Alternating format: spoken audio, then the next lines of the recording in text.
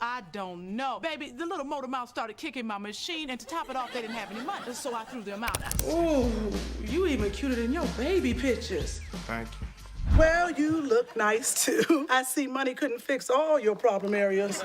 You already 45 minutes late. I ain't going to work today. Well, why not? Because I can't work with a man I just had a roller coaster ride with. The word on the street is that he's going to be in traction. You know me, I just talked to him.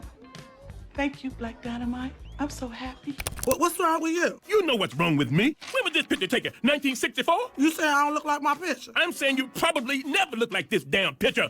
Why don't you take a ride on the flipping side? That's all you hear. Shit, what you getting up for? Dope, I was joking. Oh. Wrong. Bad idea. Hold up, somebody take a picture quick. Shamar Moore laid a kiss on me that tickled me deep into my spanks.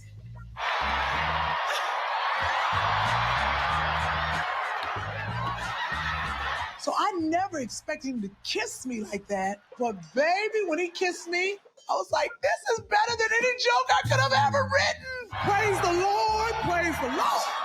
In Hollywood, y'all, I would tell you, it does get you, it gets you a lot. I get a lot of play. Like right now, I get, like all the little rappers try to holler at me. We talking about Lil Wayne, Lil Fame, Lil Bow Wow, little rappers. And they was hollering. Lil Wayne came up to me one day. He was like, hey, how you doing, Kym? I was like, oh, hey, Lil Wayne, how you doing? Oh, you crazy boy, go ahead on. Go on with your little step, with your little tight tank top and your little tight abs. Go on now, go on. I had to talk with my inner hoe. I was like, you better leave this little boy alone. What do you get when you mix comedy, chaos, and a whole lot of Hollywood drama? Kym Whitley's life, that's what. From being booted off Soul Train before she even got her groove on. Yes, in LA, and I did what you're supposed to do as a black person. I went straight to Soul Train. To a heated fallout with Ice Cube. Why don't you give your auntie Sugar some sugar? To almost marrying the love of her life, only to lose him too soon. He died, and that's what he did. Kym's story is a whirlwind of laughter, heartbreak, and nonstop tea. Buckle up, because this one's got layers. Born on July 21st, 1961, in Shaker Heights, Ohio, Kym Whitley wasn't exactly raised with dreams of being wrapped in drama. She went to Fisk University in Cleveland and was headed for a more traditional path, probably a job in education or something respectable. Cleveland, Ohio, and HBCU alum at Fisk University. From Soul Train to Next Friday, this lady has toured around the country and been on countless TV shows. She has all new episode of Uncensored airing this Sunday on TV One at 10 p.m. Eastern and 9 Central. Ladies and gentlemen, Kym Whitley.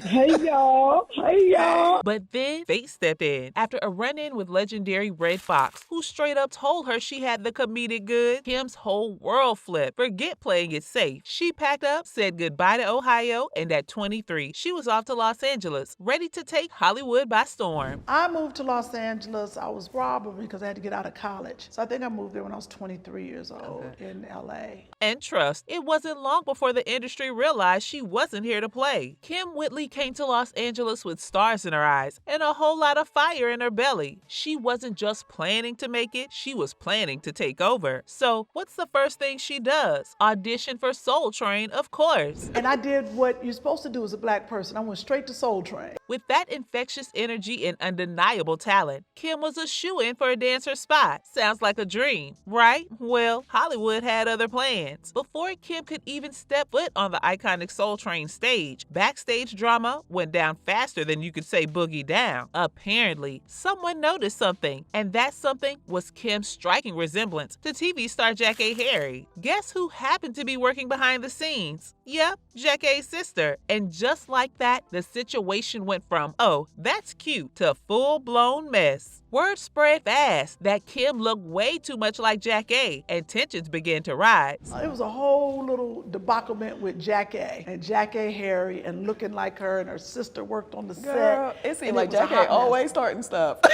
She is. She always starting something. That's what happened in my dreams of being a Soul Train dancer. Next thing Kym knew, she was told her spot was taken before she could even film a single dance move. Booted off the set with no chance to shine. I'm gonna be a Soul Train dancer. Yes, I am. Did that work out? It worked out until You were a Soul Train dancer? I was a Why soul... is this not in my research?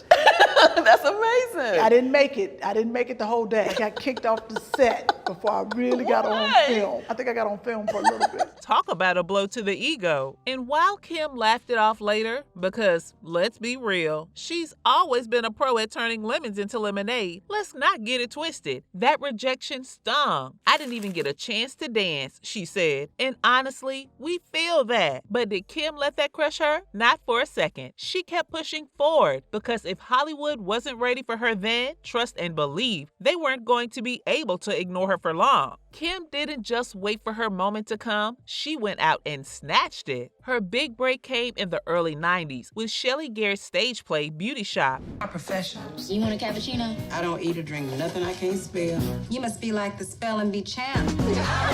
I know you then went on to star in Beauty Shop. What made you like go towards theater rather than something else? Was it a decision or just something that happened? Shelly Garrett's Beauty Shop was the first of its kind. You know, usually plays are advertised on the radio, but you don't have a piece of the play on the radio, or it's advertised in the newspaper. Well, this is the first time you ever heard Beauty Shop, and then you hear a scene from the show, and I was listening to it, and I was like, wait a minute, what is that? That sounds like fun. But let's be real, Kym wasn't about to take any basic role they offered her. No, she walked in and said, I'm creating my own part. And that's exactly what she did. She gave the audience a character they wouldn't forget, and that bold move turned heads. Beauty Shop was a hit, went on tour, and suddenly, Kym was the one everyone was talking about. I went down to the show, and I waited for Shelly Garrett to come out, and I said, you know, please, please, please, I gotta be a part of your production. I heard it on the radio. What can I do? And he was like, well, I'm having auditions for understudies tomorrow. You know, come on, I'll do craft service, I'll do whatever. Until I sat on the side of the stage and got tired of sitting on the side of the stage. You made it on the stage? Oh yeah, right? because I went and wrote a part and handed it to him. I said, you don't have a church lady in your show. Oh, I was in hustle mode. Yeah. I said, every beauty shop got a church lady coming in, and I wrote it and I gave it to him, and then I was on the show the next week. All the understudies on the side were haters. They were like, oh. I was like, shoot, you better fit in, you know, get in where you fit in. Next, Kym started racking up appearances on some of the most iconic sitcoms of all time. Moesha, check. If you need anything, you know, cooking, running errands, anything, don't hesitate to call. Oh, okay. The Wayans brothers, check. I thought you'd try something like that. She had a knack for stealing the spotlight and leaving people in stitches. But it was her role on Curb Your Enthusiasm that really made folks realize Kym wasn't just funny. She was dangerously funny. Everything clean, okay? Like going to your daddy's house. Why? What's the big deal? She held her own with the king of awkward humor, Larry David, proving her improvisational chops and cementing her as one of the best in the game. And then came Next Friday. She played Aunt Sugar. Ooh, you even cuter than your baby pictures. The no-nonsense aunt of Ice Cube's character, and baby Kym brought all the sass and flair we needed. She was the standout in the film, a true comedic gem. Mr. Nasty Time. It's the nasty time. But, of course, things weren't all sunshine and roses behind the scenes. When Friday After Next came around, Kym's name was nowhere to be found. And why? Because Ice Cube himself didn't even tell her he was writing it. The drama around that missed opportunity? Oh, it's a mess. And we'll get into that later. But let's just say Kym's role in Next Friday was just the start of her Hollywood journey, which will be filled with high moments, shady business, and plenty of behind-the-scenes drama. When Friday After Next was gearing up, Kym Whitley was completely blindsided. Ice Cube, yes, the man behind the whole Friday franchise, didn't even have the decency to give her a heads up that he was working on the next sequel. I did Next Friday, and I was Auntie Sugar, and then Friday After Next came around, and Cube was writing it, but he didn't tell me he was writing it. And this is in the beginning of my career. She didn't find out about the next movie until Ice Cube finally decided to call her, and by then, it was too late. She already locked in her role as Ormady in Deliver Us from Eva and signed on the dotted line. Those shooting dates, all set. We ended up in the bed. Did he have to take a number, or was the line moving briskly? And then the movie Delivers from Eva came around, Gary Hardwick's movie, and I got to play Ormandy. And I was like, oh, good. I was like, I'll take it. I signed the contract. Now Cube says, Kym, we doing Friday of next, sugar. Hold up. Now, when you was writing that, you could have called me. But see, you ain't believe that everybody gonna be working or doing something. The catch? 2 of her filming days for Friday After Next overlapped her Deliver Us from Eva commitment. Instead of trying to be flexible or figure it out, Cube gave her an ultimatum. Either she dropped everything for him or she was out of the movie. No discussion, no negotiation. He wasn't budging. You know how men like have a pissing contest, right?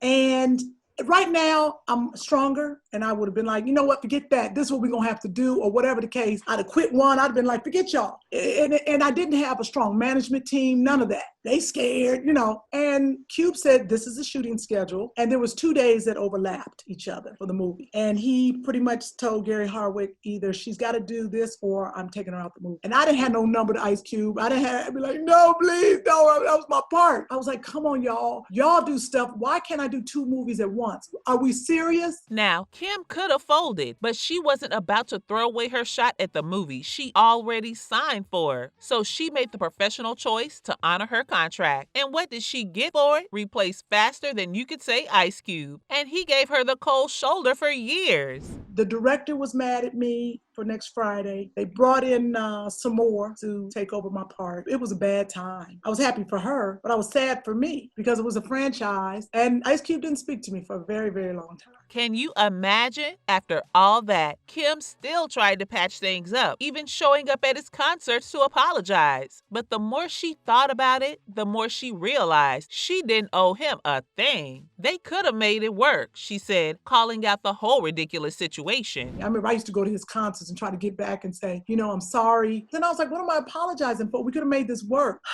Well, so that's what happened to Sugar. Years went by, and Cube, as he got older, finally let the grudge go.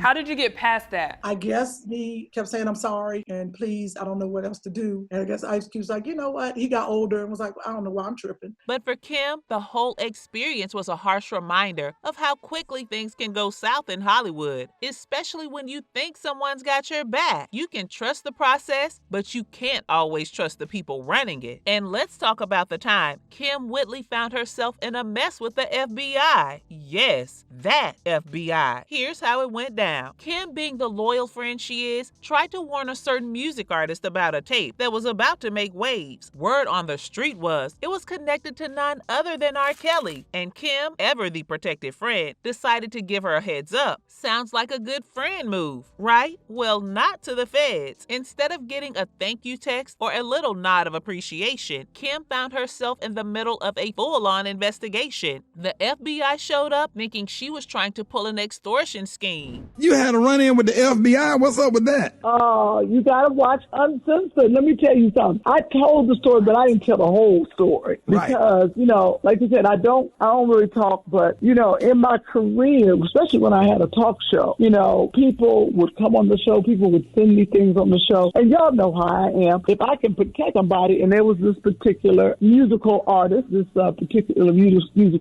got married to a particular man, and she didn't tell him she had been R. Kelly. Just the truth is that. And I tried to give her a heads up and say, hey, this tape was sent in. You might want to, get ahead of it. Well, it got ugly. They thought that I was trying to extort from them. Imagine it. Kym caught completely off guard, sitting there while the FBI grills her like she's running some underground Hollywood operation. The nerve. Kym later laughed about it, saying being nice can bite you. But trust, at the time, she was sure her career was done. Hollywood doesn't forgive easily, and Kym was convinced she was about to be blacklisted for life. Thankfully, the whole mess eventually fizzled out. When you're nice to people, sometimes it comes back and it bites you in the butt. But I believe in God. At that point, I thought my career was over. It was some horrible. I was up for Mad TV. Actually, I didn't say this on the show, but I was up for Mad TV, and that whole episode took me down pretty bad. Yeah, but when you believe in God, my path was not Mad TV, obviously. And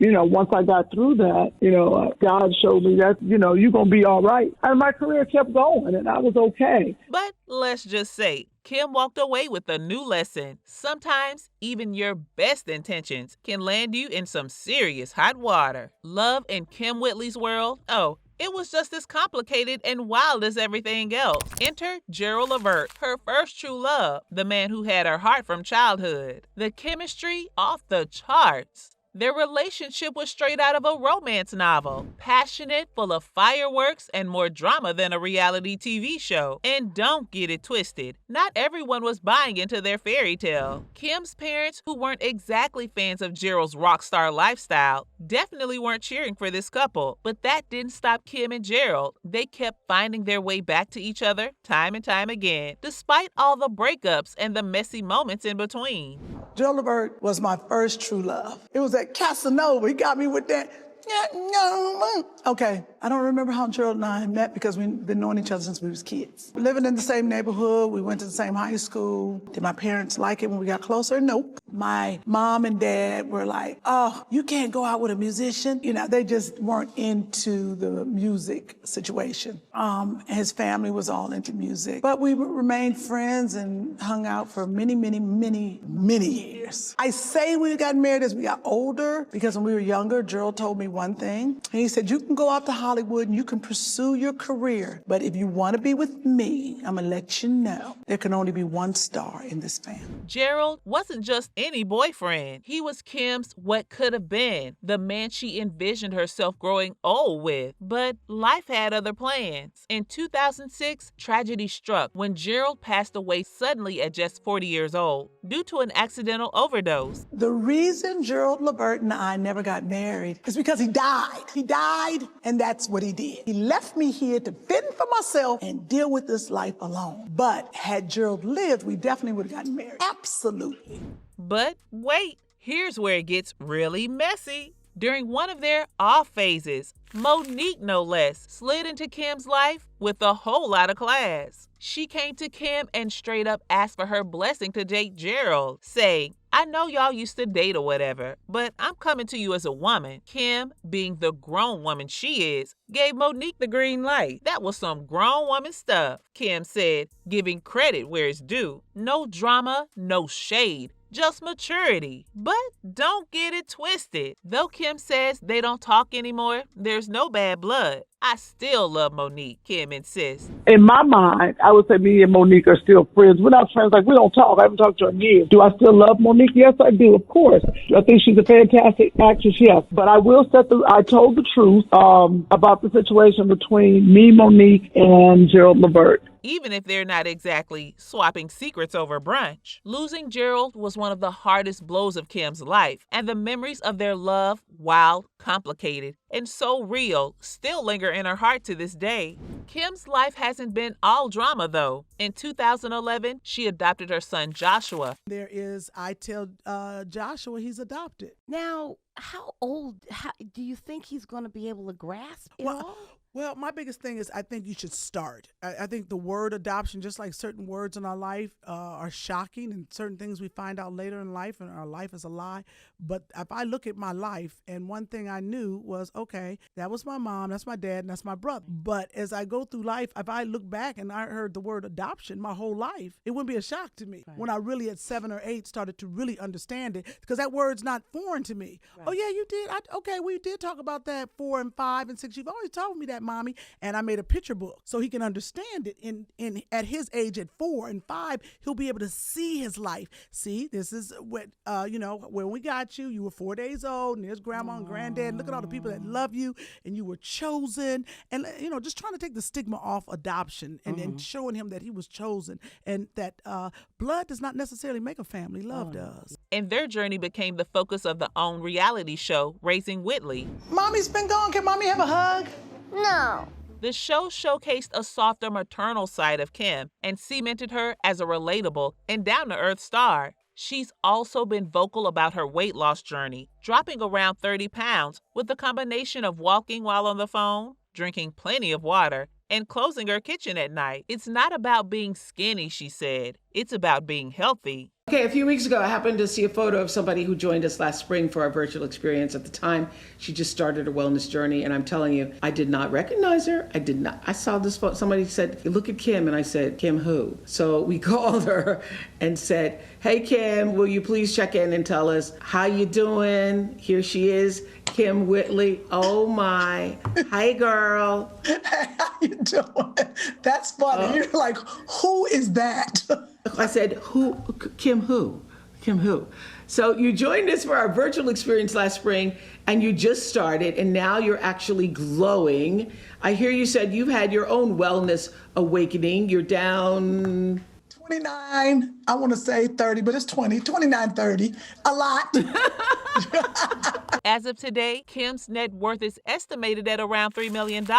She continues to make appearances in both TV and film, with her comedic chops still as sharp as ever. Whether she's remembered for her hilarious antics on Curb Your Enthusiasm, This is chronic, okay? It's gonna clear your daddy's eyeball problem. her unforgettable roles in films like Beauty Shop, Ooh, horses make me feel all tingly. Shut up, shut up. or her real-life drama, one thing is for sure, Kym Whitley knows how to keep us talking.